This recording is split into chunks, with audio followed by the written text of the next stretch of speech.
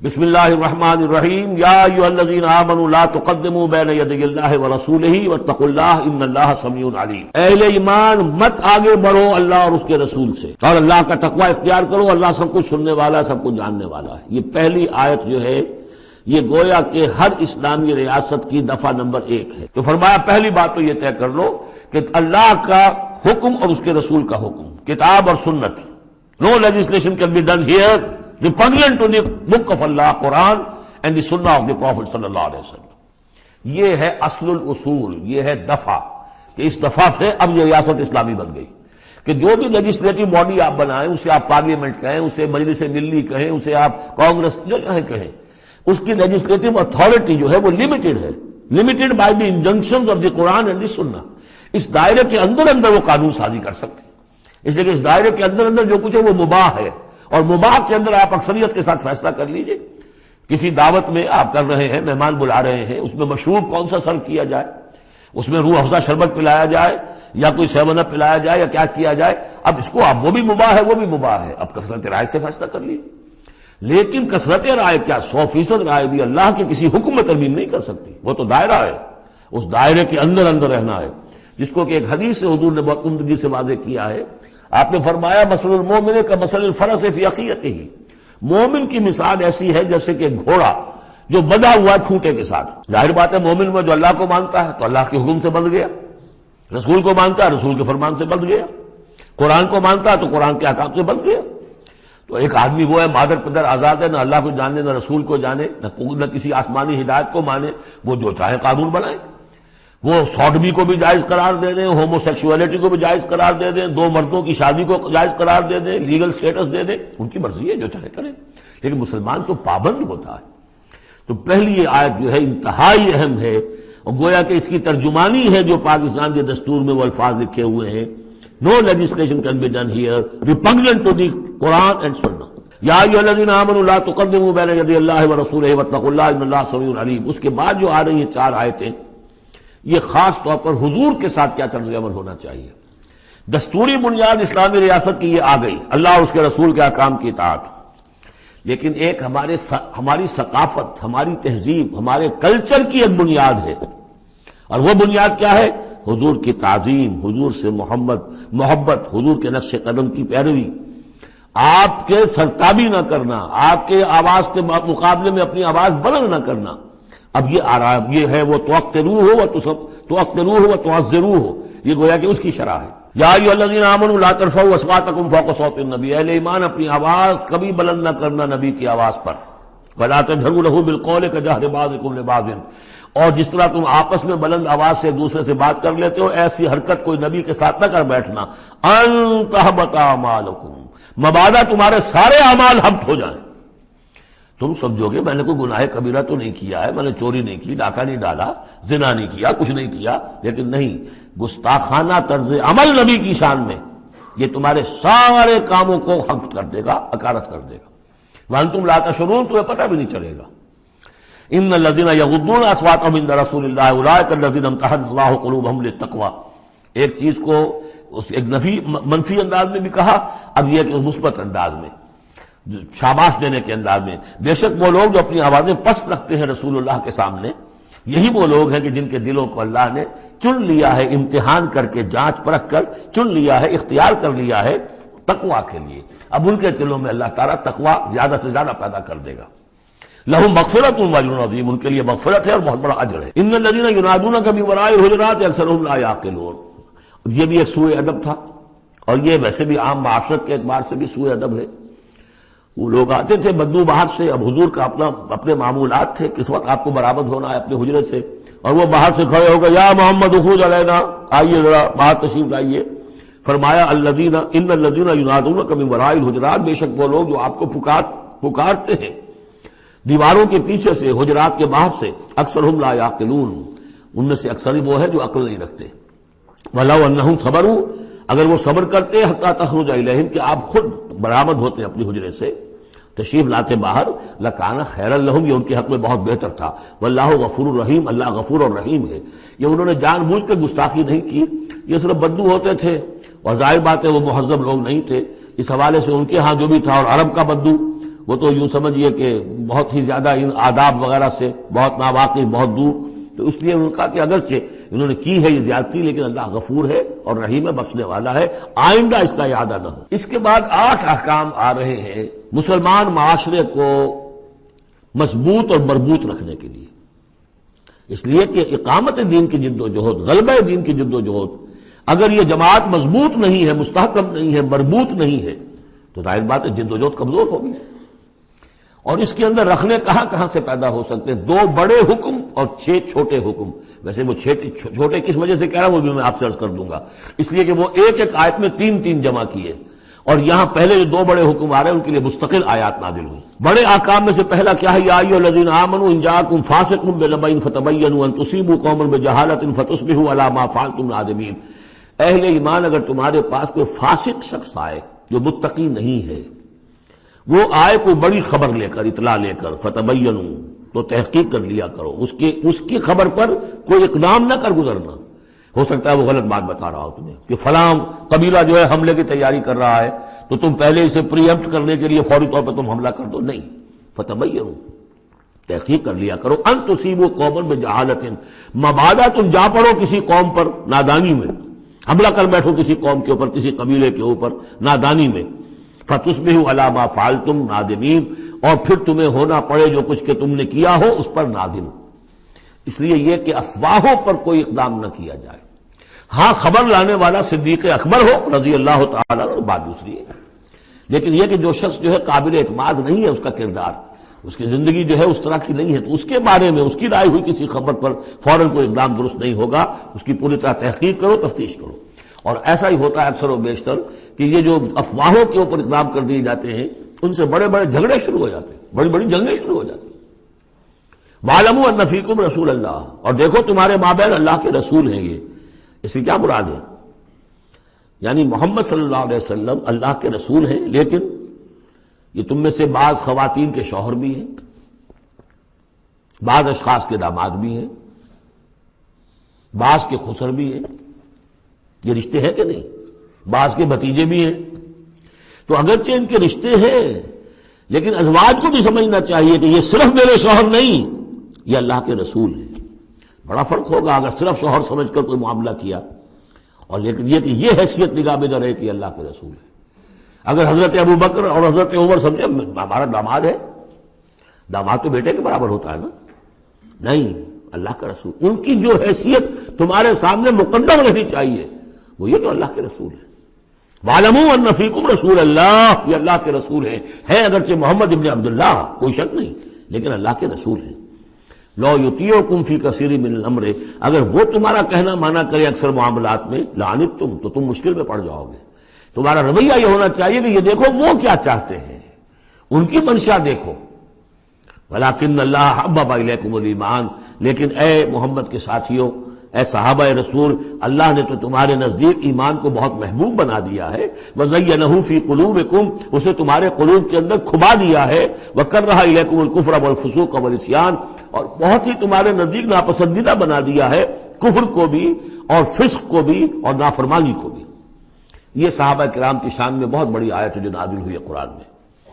وَلَٰكِنَّ اللَّهَ حَبَّبَ إِلَيْكُمُ الْإِيمَانَ وَزَيَّنَهُ فِي قُلُوبِكُمْ وَكَرَّهَ إِلَيْكُمُ الْكُفْرَ وَالْفُسُوقَ وَالْعِصْيَانَ أُولَٰئِكَ هُمُ الرَّاشِدُونَ، یقیناً یہی لوگ ہیں جو صحیح راستے پر ہیں اور جو سعادت مند ہیں اور جو آخری کامیابی کو حاصل کریں گے۔ فضلا من اللہ ونعما، اور یہ فضل ہے اللہ کی طرف سے، انعام ہے اس کا، احسان ہے۔ واللہ علیم الحکیم، اللہ سب کچھ سننے والا، اللہ ہر چیز کا علم رکھنے والا اور کمال حکمت والا ہے۔ اب دوسرا حکم آ رہا ہے، وَإِن طَائِفَتَانِ مِنَ الْمُؤْمِنِينَ اقْتَتَلُوا، آخر اہل ایمان بھی انسان ہیں، جھگڑا ہو سکتا ہے، اختلاف ہوگا، اختلاف سخت ہو جائے جھگڑا ہو جائے گا، جھگڑا سخت ہو جائے قتال بھی ہو جائے گا۔ آخر حضرت علی اور حضرت عائشہ کے مابین جنگ ہوئی کہ نہیں؟ حضرت علی اور امیر معاویہ کے درمیان جنگ ہوئی کہ نہیں؟ یہ کون ہے؟ کس کو اب کہہ دیں گے کافر؟ معاذ اللہ ثم معاذ اللہ۔ تو فرمایا وَإِن طَائِفَتَانِ مِنَ الْمُؤْمِنِينَ اقْتَتَلُوا، اگر اہل ایمان میں سے 2 گروہ لڑ پڑے، فَأَصْلِحُوا بَيْنَهُمَا، تو اب عام معاشرے کو یہ سمجھنا چاہیے، سب لوگوں کو، کہ وہ یہ نہ سمجھے کہ ہم سے کیا ہے، آپس میں نبٹ لیں، نہیں، ان کے درمیان صلح کراؤ، تمہارا فرض ہے، یہ اجتماعی فریضہ ہے، صلح کراؤ۔ فَأَصْلِحُوا بَيْنَهُمَا، انڈیفرنس، ہمیں کیا تعلق، غلط، اس لیے کہ یہ جو رکھنا پڑ رہا ہے یہ اسلامی معاشرے کا رکھنا مسلمانوں کی مجموعی قوت کو کمزور کرنے کا سبب بنے گا، اور مسلمانوں کی قوت کمزور ہوتی ہے تو اللہ کے دین کے غلبے کی جدوجہد کمزور پڑ رہی ہے۔ لہذا فرض سمجھو اصلحوا بینہما، ان کے درمیان صلح کراؤ۔ فإن بغت إحداہما علی الأخری، پھر اگر ان میں سے ایک دوسرے پر زیادتی کرے، صلح کی پابندی نہیں کر رہا، صلح کرا دی گئی پھر بھی وہ زیادتی کر رہا، فقاتلوا التی تبغی، اب جنگ کرو اس سے جو زیادتی کرنے والا ہے۔ اب یہ دو فریقوں کے درمیان نہیں رہا معاملہ، اب ایک فریق گویا کہ پوری مسلم جماعت کو، پورے مسلم معاشرے کو، پوری ملت اسلامی کو جو کہ وہ للکار رہا، چیلنج کر رہا ہے، تو اب ان سے جنگ کرو حتی تفیء الی امر اللہ، یہاں تک کہ وہ لوٹ آئے اللہ کے حکم کی طرف، صلح کی جو بھی شرائط تھی ان کو دوبارہ قبول کر لے۔ فإن فات، پھر اگر وہ لوٹ آئے، فاصلحوا بینہما، پھر ان کے مابین دوبارہ صلح کرا دو، بالعدل، انصاف کے ساتھ، واقسطوا، اور دیکھنا انصاف کا دامن ہاتھ سے نہ چھوڑنا، انصاف کرو، اس لیے کہ اب ہو سکتا ہے کہ اس دوسرے فریق پر تم کو زیادتی کر بیٹھو، اس لیے کہ اب اس سے تم بھی لڑے ہو، لڑ کر تم نے اسے مجبور کیا ہے کہ وہ صلح کی پابندی کرے، تو اب بھی اس پر کوئی زیادتی نہ ہو جائے۔ واقسطوا ان اللہ یحب المقسطین، اللہ تعالیٰ انصاف کرنے والوں کو محبوب رکھتا ہے۔ یہ تو دو بڑے بڑے حکم ہو گئے۔ اب ایک آیت میں 3 حکم اور دوسری میں پھر 3 حکم، یہ چھوٹے چھوٹے انفرادی سطح کے اوپر یا برادریوں کی سطح کے اوپر یا جماعتوں کے اندر جس طرح کے بڑے بڑے چیزیں پیدا ہو جاتی ہیں، بعض چیزیں معمولی نظر آتی ہیں لیکن اس سے دلوں کے اندر زخم پڑ جاتے ہیں۔ انما المؤمنون اخوۃ فاصلحوا بین اخویکم، یہ تو اسی کے ساتھ آ گئی۔ یقیناً تمام اہل ایمان جو ہے وہ آپس میں بھائی بھائی ہے، بس اپنے دو بھائیوں کے درمیان صلح کرا دیا کرو، واتقوا اللہ، اللہ کا تقوی اختیار کرو، لعلکم ترحمون، تاکہ تم پر رحم کیا جائے۔ اب وہ آ رہی ہیں 2 آیتیں، یا ایھا الذین آمنوا لا یسخر قوم من قوم عسى ان یکونوا خیرا منہم ولا نساء من نساء عسى ان یکن خیرا منہن، اہل ایمان تم میں سے کوئی گروہ دوسرے گروہ کا مذاق نہ اڑائے، تمسخر نہ کرے، ہو سکتا ہے کہ وہ ان سے بہتر ہوں۔ جن کا تم مذاق اڑا رہے ہو، کسی ایک برائی کو دیکھا ہے تم نے، کسی ایک عیب کو دیکھا ہے، اس کی ناک چھوٹی ہے، اس کا کان چھوٹا ہے، اس کا فلاں یہ ہے، اس کا یہ ہے، تو تم نے تو کوئی عیب دیکھا ہے ظاہری، ہو سکتا ہے دل میں اس کے تقویٰ تم سے 10 گنا زیادہ ہو، اللہ کی محبت، اللہ کے رسول کی محبت تم سے 1000 گنا زیادہ ہو، تو تمہیں کیا پتا، تم نے تو ایک چیز دیکھی ہے۔ اسی طرح عورتیں دوسری عورتوں کا مذاق نہ اڑائیں، عسیٰ ان یکن خیرا منہن، ہو سکتا ہے کہ وہ جن کا مذاق اڑایا جا رہا ہے وہ اللہ کی نگاہوں میں بہتر ہو ان سے جو مذاق اڑا رہی ہیں۔ ایک حکم تو ہو گیا تمسخر نہ ہو۔ ولا تلمزوا انفسکم، اپنے آپ کو عیب نہ لگاؤ، اپنے آپ کو عیب لگانا یعنی اپنے بھائیوں پر عیب نہ لگاؤ، آخر وہ تمہاری ہی اس ملت کا فرد ہے، امت کا فرد ہے، تو اس کو عیب لگا تو تمہیں عیب لگا، اس لیے فرمایا بہت ہی بلیغ الفاظ ہے، ولا تلمزوا انفسکم ولا تنابزوا بالالقاب، اور لوگوں کے چڑانے والے نام نہ رکھ لیا کرو۔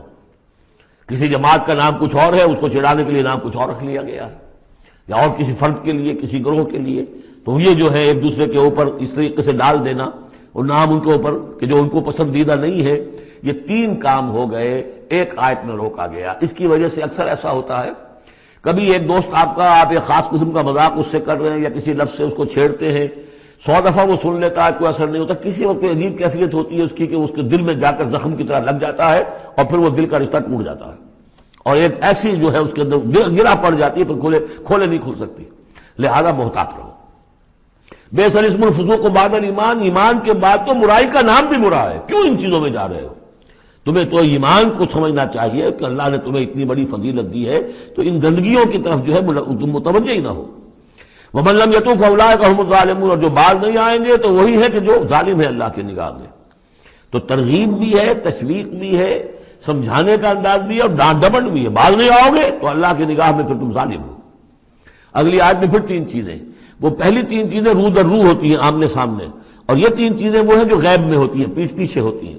یا ایھا الذین آمنوا اجتنبوا کثیرا من الظن ان بعض الظن اثم، اہل ایمان زیادہ ظن کرنے سے بچو، خام خواہ گمان بٹھا لینا کسی کے بارے میں، جب تک کہ کوئی بات ظاہر نہ ہو جائے، کسی کی طرف سے کوئی روش یا رویہ یا کوئی اقدام جو ہے واضح طور پر سامنے نہ آ جائے، اپنے دل میں خام خواہ کوئی اس کے بارے میں جس کو ہم کہتے ہیں سوء ظن پیدا کر لینا، ان بعض الظن اثم، بعض ظن جو ہے وہ تو گناہ کے درجے تک پہنچ جائیں گے، اس لیے کہ تم نے اپنے دل میں بات بٹھا لی ہے، حالانکہ اس میں وہ شے ہے ہی نہیں، لہذا یہ تمہاری طرف سے گویا کہ ایک تہمت ہو رہی ہے اس کے اوپر، قلبی طور پر تو تہمت ہو گئی۔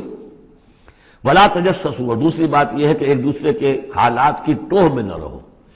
بہرحال اسلامی ریاست ہوگی تو جاسوسی کا ایک محکمہ بھی ہوگا، وہ تو اپنی جگہ پر ہے، لیکن افراد کی سطح پر خام خواہ فلاں اس گھر میں کیا ہو رہا ہے، کیوں ہو رہا ہے، یہ دونوں بھائیوں کے معاملات کیا ہیں، کیا وجہ ہے، لڑائی کیوں نہیں ہوتی ان میں. کچھ لوگوں کی ہوتی، تلاش میں رہتے ایسی چیزوں کی. ولا تجسسوا، تجسس مت کرو.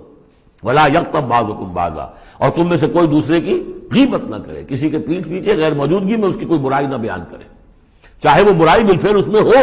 حضور سے پوچھا گیا کہ حضور اگر وہ برائی اس میں ہو، آپ نے فرمایا تبھی تو غیبت ہے، اگر برائی ہے نہیں تو تہمت ہو گئی، وہ تو غیبت سے دوہرا جرم ہو گیا. لیکن یہی ہے کہ کسی مسلمان بھائی کی غیر موجودگی میں اس کی کوئی برائی بیان نہ کی جائے. اَيُحِبُّ أَحَدُكُمْ أَن يَأْكُلَ لَحْمَ أَخِيهِ مَيْتًا، کیا تم میں سے کوئی شخص اسے پسند کرے گا کہ وہ اپنے کسی مردہ بھائی کا گوشت کھائے؟ فَكَرِهْتُمُوهُ، یہ تو تمہیں بہت برا لگا، بہت گھن آیا. یہ کیا بات کہہ دی اللہ تعالیٰ نے؟ کوئی شخص چاہے گا یہ کہ اپنے مردہ بھائی کا گوشت کھائے؟ لیکن یہ اخلاقی سطح پر یہی کام تم کرتے ہو. غیبت جو ہے اخلاقی سطح پر یہی ہے. کیوں کہ جو شخص موجود نہیں ہے آپ اس کی عزت پر حملہ کر رہے ہیں. اگر وہ موجود ہوتا اپنا دفاع کرتا، لیکن موجود نہیں ہے، دفاع نہیں کر سکتا، وضاحت کرتا. آپ کو غلط بات سمجھ میں آئی، آپ نے ٹھیک نہیں سمجھا ہے، آپ کو اطلاع صحیح نہیں ملی ہے، آپ سو طرح سے اپنی حفاظت کرتا ہے اپنی عزت کی. اور چونکہ موجود نہیں ہے، آپ نے جیسے مردہ بھائی کی لاش پڑی ہے، جیسے چاہو موٹی جو ہے کاٹ لو، لیکن اگر وہ زندہ ہو تو تمہیں قریب آنے دے گا. یہی ہے مثال. اَيُحِبُّ أَحَدُكُمْ أَن يَأْكُلَ لَحْمَ أَخِيهِ مَيْتًا فَكَرِهْتُمُوهُ فَاتَّقُوا اللَّهَ إِنَّ اللَّهَ تَوَّابٌ رَحِيمٌ، اور اللہ کا تقوی اختیار کرو، اللہ تواب ہے، توبہ کا بہت قبول فرمانے والا، اور رحیم ہے، بہت رحم فرمانے والا. تیسرا حصہ اس سورہ مبارکہ کا جو آ رہا ہے یہ عظیم ترین مضامین پر مشتمل ہے. ابھی تک معاملہ سارا یا ایھا الذین آمنوا یا ایھا الذین آمنوا یا ایھا الذین آمنوا، آپ نے دیکھا یہ یوں سمجھیے کہ 12 آیات میں 5 مرتبہ یا ایھا الذین آمنوا آ چکا ہے. اور ہم نے دیکھا مکی صورتیں اتنی لمبی جو ہے یا ایھا الذین آمنوا کا صیغہ وہاں ہے ہی نہیں، لیکن یہ آیت آ رہی ہے یا ایھا الناس، اے لوگو انا خلقناکم من ذکر و انثی، اے لوگو ہم نے تمہیں پیدا کیا ہے، تم سب کو، چاہے مومن ہو چاہے غیر مومن ہو، چاہے مسلمان ہو چاہے کافر ہو، تم سب کو ہم نے پیدا کیا ہے من ذکر و انثی، ایک مرد اور ایک عورت سے. حضرت آدم اور حوا کی اولاد ہو تم. وجعلناکم شعوبا وقبائل لتعارفوا، اور ہم نے تمہیں بنا دیا ہے، قوموں میں تقسیم کر دیا اور قبیلوں میں، تاکہ ایک دوسرے کو پہچانو. یہ رنگ کا فرق، نسل کا فرق، اور یہ شکل و شباہت کا فرق، یہ جو بھی انسان کے نقوش ہیں ان کا فرق، زبانوں کا فرق، یہ قوموں اور قبیلوں میں جو فرق اور امتیاز ان میں ڈالا ہے تاکہ پہچان سکو. سارے انسان ایک ہی رنگ کے، ایک ہی شکل و صورت کے، ایک ہی معلوم ہوتا کہ سانچہ ہے فیکٹری کا، اسی میں سے سب بنے چلے آ رہے ہیں، ایک ہی زبان بولتے تو پہچانتے کیسے ایک دوسرے کو؟ یہ سارا ہے صرف پہچان کے لیے. یہ نہیں ہے کہ فلاں نسل اعلیٰ ہے، فلاں گھٹیا ہے، فلاں اونچی ہے، فلاں نیچی ہے. جیسا کہ آپ نے خطبہ دیا تھا جو آخری خطبہ ہے حجۃ الوداع کا، لا فضل لعربی علی عجمی ولا لعجمی علی عربی ولا لاحمر علی اسود ولا لاسود علی احمر الا بالتقوی. کسی عربی کو، کسی عرب کو عجمی پر کوئی فضیلت نہیں، کسی عجمی کو کسی عرب پر کوئی فضیلت نہیں، کسی سرخ رو کو کسی سیاہ فام پر کوئی فضیلت نہیں، کسی سیاہ فام کو کسی سرخ رو پر کوئی فضیلت نہیں. ہاں فضیلت ہے تو تقوی کی بنیاد پر ہے. ایچ جی ویلز نے اپنی history of a concise history of the world میں یہ پیسج کوٹ کر کے لکھا کہ اگرچہ اس سے پہلے بھی تاریخ انسانی میں human fraternity, equality and freedom, انسانی حریت و اخوت و مساوات کے واس تو بہت کہے گئے، لیکن یہ ہے کہ تاریخ انسانی میں یہ ماننا پڑتا ہے کہ پہلی مرتبہ ان اصولوں پر بالفعل ایک معاشرہ قائم کیا محمد نے صلی اللہ علیہ وسلم. حالانکہ دشمن ہے، اس نے حضور کی سیرت پر حملے کیے ہیں بالکل وہی اسی طرح کے جیسے رشدی نے کیے ہیں. رشدی نے ذرا انداز اور زیادہ گھناؤنا استعمال کیا، چونکہ وہ تو فکشن اس نے ایک طور سے بنائی ہے، لیکن اس نے وہ تاریخ لکھ رہا تھا تو اس طرح کا انداز تو نہیں، لیکن باتیں وہی کہی ہیں. اس کے باوجود اس بات کو ماننے پر مجبور ہو گیا کہ واقعہ یہ ہے کہ محمد نے، وہ تو رسول اللہ تو نہیں مانتا، کہ یہ ماننا پڑتا ہے کہ پہلی مرتبہ for the first time in history he established a society based on these principles of human fraternity, equality and freedom. یا ایھا الناس انا خلقناکم من ذکر و انثی وجعلناکم شعوبا وقبائل لتعارفوا، یہ تعارف کے لیے ان اکرمکم عند اللہ اتقاکم، یقیناً تم میں سب سے زیادہ باعزت اللہ کے نزدیک وہ ہے جو سب سے بڑھ کر متقی ہے. ان اللہ علیم خبیر، یقیناً اللہ تعالیٰ سب کو جاننے والا اور باخبر ہے. قالت الاعراب آمنا، اب ایک اور بہت اہم بات آ گئی. اسلامی معاشرہ اور اسلامی ریاست کی جو شہریت ہے اس کی بنیاد کیا ہے؟ ایمان یا اسلام؟ ایمان تو دل میں ہے، چھپی ہوئی شے ہے، ویریفائبل نہیں ہے یا نہیں ہے، کیسے معلوم ہوگا؟ دنیا میں جو آپ کو قانون بنانا ہے، دنیا میں جو معاشرہ بنانا ہے، دنیا میں جو ریاست بنانی ہے، اس میں کون شامل ہوگا؟ اس کی ساری بنیاد اسلام پر ہے، ایمان پر نہیں ہے۔ لیکن آخرت میں سارا دار و مدار ایمان پر ہے، اسلام پر نہیں ہے۔ آپ جو ہے یہاں کی ابھی سینسس ہوگا آپ کے ملک میں، آپ مسلم لکھا ہوا ہے آپ کے خانے میں مسلم، لیکن یہ کہ اس کی بنا پر اللہ کے ہاں چھوٹ نہیں ہو جائے گی، اللہ دیکھے گا ایمان بھی تھا کہ نہیں۔ ان اللہ لا ينظر الى صورکم ولا الى اموالکم ولکن ينظر الى قلوبکم واعمالکم، اللہ تمہاری صورتوں اور اموال کو نہیں دیکھتا، تمہارے دلوں اور اعمال کو دیکھتا ہے۔ تو یہ جو ایمان اور اسلام کا فرق ہے، اسلامی ریاست اسلامی معاشرے کی اس بحث میں اہم ترین ہے یہ، اس کی بنیاد ایمان پر نہیں ہے، اسلام پر ہے۔ اس کے لیے بیان کیا کیا؟ قالت الاعراب آمنا، یہ بدو کہہ رہے ہیں ہم ایمان لے آئے۔ قل لم تؤمنوا، اے نبی ان سے کہہ دیجئے تم ہرگز ایمان نہیں لائے ہو۔ لم تؤمنوا ہے، یہ نفی جاد باللم ہو رہی ہے، فعل مضارع پر لم لا کر تاکید ہو جاتی ہے۔ ما عملتم نہیں، لم تؤمنوا، تم ہرگز ایمان نہیں لائے ہو، ولکن قولوا اسلمنا، یوں کہو کہ ہم اسلام لے آئے ہیں، ہم مسلمان ہو گئے، ہم نے اطاعت قبول کر لی۔ وَلَمَّا يَدْخُلِ الْإِيمَانُ فِي قُلُوبِكُمْ، ابھی تک ایمان تمہارے دلوں میں داخل نہیں ہوا۔ وَإِن تُطِيعُوا اللَّهَ وَرَسُولَهُ، لیکن اگر تم اللہ اور اس کے رسول کی اطاعت کرتے رہو گے، لَا يَلِدْكُم مِّنْ أَعْمَالِكُمْ شَيْئًا، اللہ تعالیٰ تمہارے اعمال میں سے کوئی کمی نہیں کرے گا۔ ان اللہ غفور الرحیم، اللہ غفور الرحیم ہے۔ یعنی قانون تو یہی بنتا ہے، اصول تو یہ بنتا ہے، جب تک ایمان دل میں نہ ہو تو کسی کا کوئی عمل قبول نہ ہو۔ لیکن اللہ غفور ہے، رحیم ہے، اس کی شان غفاری اور اس کی شان رحیمی کے صدقے سے اللہ نے تمہیں یہ رعایت دی ہے کہ اگر نفاق نہ ہو، چاہے ایمان ابھی دل کے اندر راسخ نہیں ہے، لیکن اللہ اور اس کے رسول کی اطاعت کرتے رہو، اگرچہ یہ اطاعت ہوگی total obedience, partial obedience is no obedience, it has to be total. ادخلوا فی السلم کافہ، اسلام میں بھی جزوی داخلہ جو ہے قبول نہیں ہے، پورا کا پورا ہم تن سموچے۔ لیکن بہرحال اسلام تو یہ ہے۔ اب اگر تم جاننا چاہو کہ مومن کسے کہتے ہیں تو سن لو، اس کی ڈیفینیشن یہ آ گئی۔ اب یہ میں نے سورہ انفال کے دوران بھی اس کو وضاحت کیا تھا کہ اس کے دو حصے جو اس ڈیفینیشن کے، سورہ انفال میں دوسری آیت، دوسری تیسری، اور ادھر آخر سے پہلی آیت جو ہے اس میں ان کو دونوں کو علیحدہ کر دیا گیا۔ یہ ہے گویا کہ comprehensive definition of a Muslim, of a مومن۔ Who is a مومن؟ انما المؤمنون الذين آمنوا بالله ورسوله ثم لم يرتابوا، مومن تو بس صرف وہ ہے جو ایمان لائے اللہ پر اور اس کے رسول پر، پھر شک میں ہرگز نہیں پڑے۔ لم يرتابوا، پھر وہی جہاد میں لم، ہرگز کوئی شک نہیں پیدا کیا، یعنی یقین بن گیا، ایمان دل کے اندر راسخ ہو گیا۔ جیسے کہ فرمایا صحابہ کرام کے بارے میں، وَلَٰكِنَّ اللَّهَ حَبَّبَ إِلَيْكُمُ الْإِيمَانَ وَزَيَّنَهُ فِي قُلُوبِكُمْ، تمہارے دلوں میں کھبا دیا اس نے۔ جب تک ایمان دل میں داخل نہیں ہوا، دل میں راسخ نہیں ہوا، صرف زبان پر ہے آمنت باللہ وملائکتہ وکتبہ ورسلہ، یہ اسلام ہے۔ بنی الاسلام علی خمس، اس میں یقین قلبی شامل نہیں ہے۔ شہادت اللہ الہ الا اللہ وان محمد رسول اللہ، زبان سے گواہی کہ اللہ کے سوا کوئی معبود نہیں اور محمد اللہ کے رسول ہے، وہ اقام الصلاۃ و ایتاء الزکوٰۃ و صوم رمضان و حج البیت۔ اس لیے کہ ایمان ذرا کسی اور شے کا نام ہے۔ وہ ایمان کیا ہے؟ اس کے دو حصے کر دیے۔ اب یہ اس شہادت سے نیچے یقین قلبی والی بات ایڈ ہو جائے اور ادھر عمل میں جہاد ایڈ ہو جائے تو 7 چیزیں ہوں گی تو اب یہ مومن شمار ہوگا۔ 5 چیزیں تو اسلام وہ تو ہونی ہے۔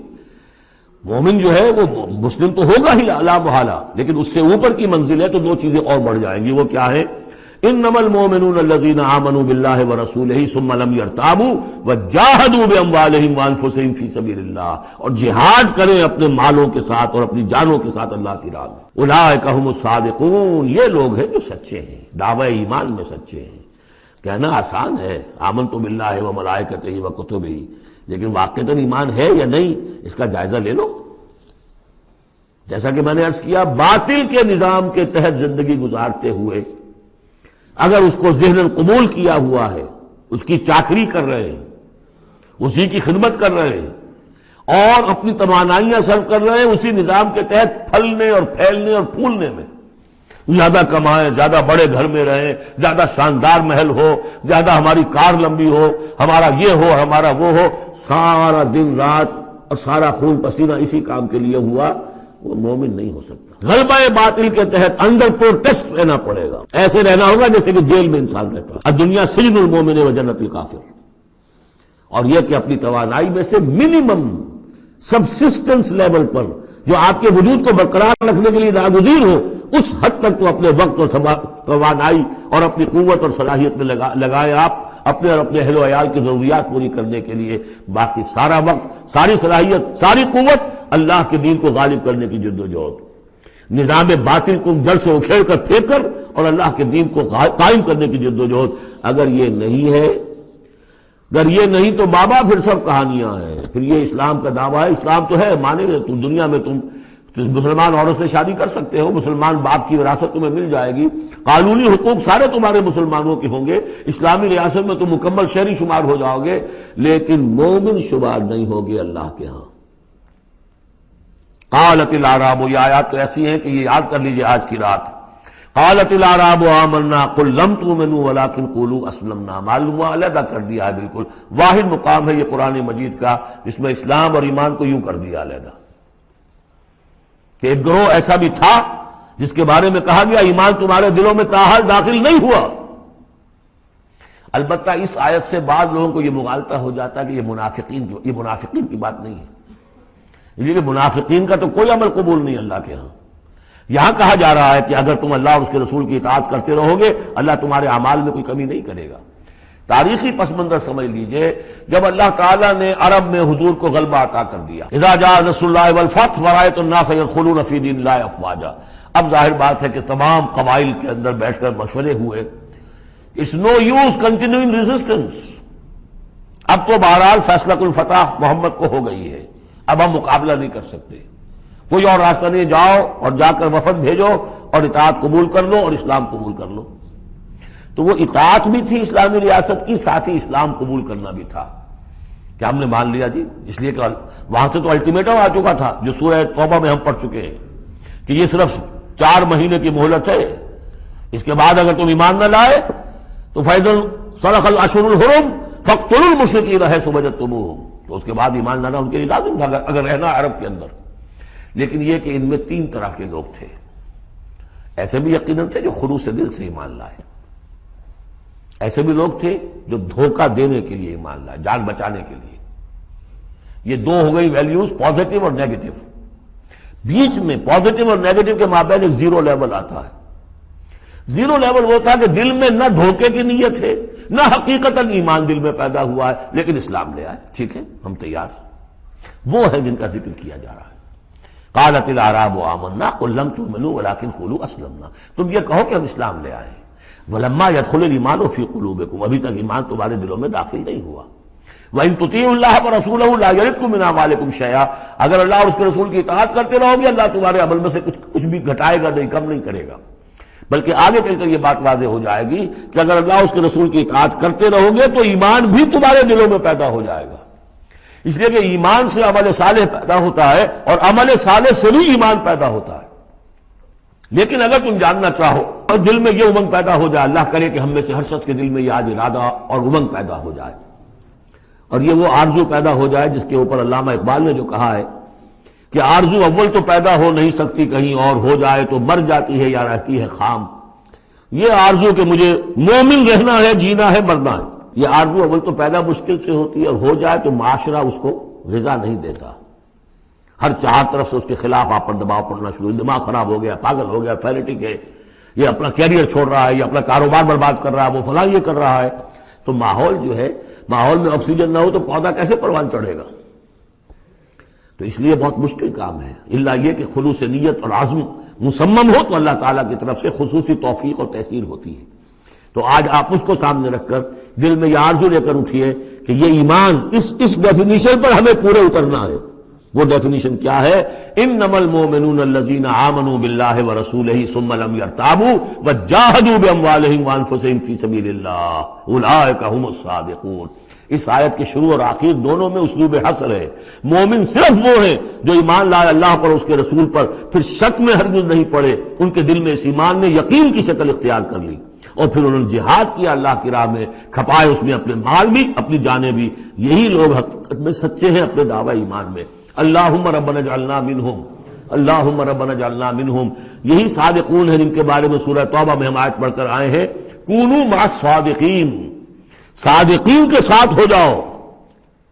تلاش کرو کوئی صادقین ہے دنیا میں اس وقت کے نہیں، اور حضور نے یہ خبر دی ہے، لا تزال فی امتی طائفۃ قائمین علی الحق، میری امت میں ہمیشہ ایک گروہ ضرور موجود رہے گا جو حق پر قائم ہوگا۔ تلاش کرو اسے، اور تلاش کر کے کونوا مع الصادقین، ان میں شامل ہو، ان کے ساتھ شامل ہو جاؤ، ان کے دست و بازو بنو۔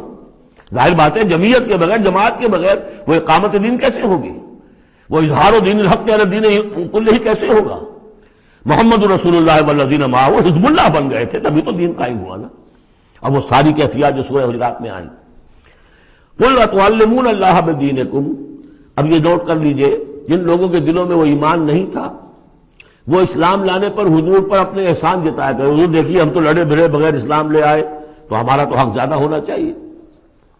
وہ ہماری ہریانہ کی زبان میں یہ کہاوت ہے، تھوتھا چنا باجے گھنا، وہ چنا جو اندر سے کھوکھلا ہو چکا ہو اس کی آواز زیادہ ہوتی ہے، برتن خالی ہوگا تو آواز کھنکھنانے کی آتی ہے، برتن کے اندر پانی پڑا ہوا ہو تو پھر اس طرح کی آواز نہیں آتی۔ تو ایمان سے خالی تھے، اس لیے وہ اپنی ایمان کے دعوے ذرا زیادہ کرتے تھے۔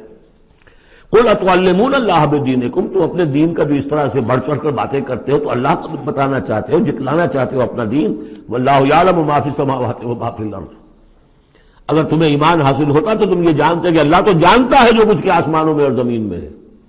ایک بندہ مومن کے لیے تو یہ کہنے کی ضرورت ہی نہیں، واللہ بکل شیء علیم، اللہ تو ہر چیز کا علم رکھتا ہے۔ یمنون علیک ان اسلموا، اے نبی یہ آپ پر احسان دھر رہے ہیں کہ ہم اسلام لے آئے۔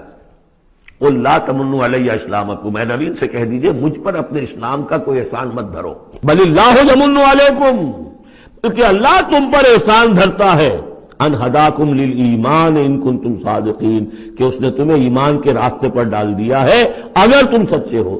جب اسلام پر آ گئے ہو تو ایمان کے راستے پر چڑھ گئے ہو، اگر سچے ہو گے تو اب ایمان تمہارے اندر پیدا ہو جائے گا۔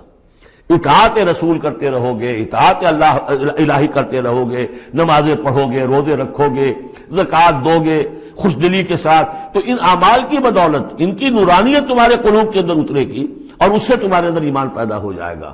دیکھیے یہاں لفظ اسلام آیا تھا، پھر یمنون علیک ان اسلموا، یہ آپ پر احسان دھر رہے ہیں کہ وہ اسلام لے آئے۔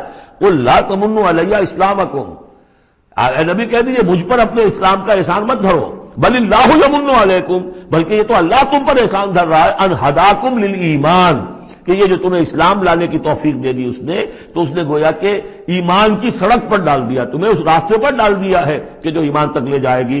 ان کنتم صادقین، اگر تم اپنے اسلام میں صادق ہو۔ ہاں اسلام منافقانہ لائے ہو تو بات اور ہے، دل میں عداوت ہے، دشمنی ہے صرف جان بچانے کے لیے، اگر نیت یہی ہے تو پھر تو ظاہر بات ہے کہ نہ اسلام ہے اور نہ ایمان ہے، اگرچہ قانون اور پھر بھی مسلمان مانے جائیں گے۔ منافقین بھی آخری وقت تک مسلمان مانے گئے۔ منافقین جو ہے یہاں تک کہ رئیس المنافقین عبداللہ ابن ابی کی نماز جنازہ حضور نے پڑھائی ہے۔